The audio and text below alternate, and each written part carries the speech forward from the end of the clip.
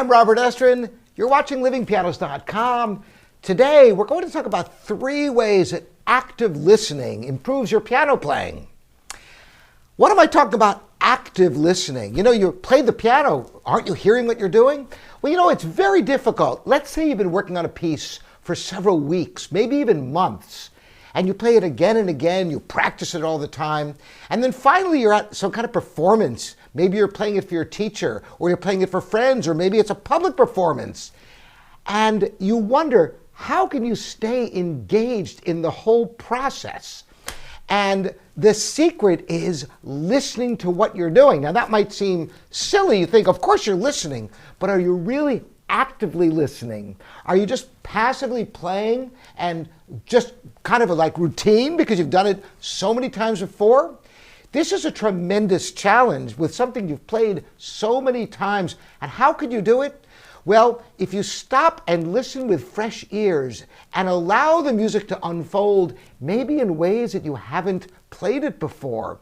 Now, this can be a scary proposition if you've never done it in your practice. So this active listening is something that you want to do in your practice. Take the music to new places. Listen to inner voices. Maybe you've always been looking at your right hand melody and listening to that. Well, maybe listen to the left hand. You could even try bringing out different voices. You've always favored the right hand. Favor the left hand just to hear what's there. Keep you engaged. The more ways you have of playing your music, the more creative you can be in a performance. And once again, it keeps you engaged, listening to what's happening. So that's one important benefit of active listening. What else? Believe it or not, active listening is the secret to keeping your audience engaged. If you're not listening to it, nobody else will either. I can't tell you how many times I've been at concerts where there's been an accomplished concert pianist playing, and I found myself getting bored. I'm thinking, what's the matter with me? I'm listening to this and everything sounds fine. There's nothing wrong with it at all. And then there's a memory slip. And I go, aha, he wasn't actively listening. Because at that point you realize that if they aren't really listening, you can't stay engaged either. So the secret to being able to have a performance that's compelling to listen to is for you to be listening to what you're doing. So that's the second benefit. You keep yourself engaged, you keep your listeners engaged in the process. And the third benefit, which is maybe the most important one of all, is creating a beautiful sound.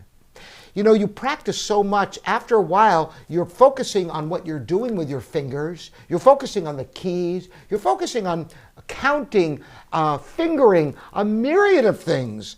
But the actual sound you're creating is the most important thing of all, and it can be easily neglected. Now, this is particularly important if you're playing on a different piano from the one you practice on all the time.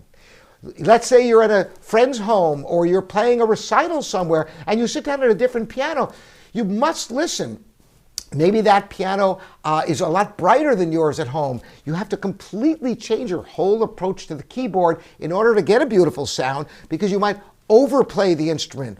Of course, the inverse could be true also. You may have to use more energy to project sound on a piano that's got a kind of dead sound compared to the piano you play at home.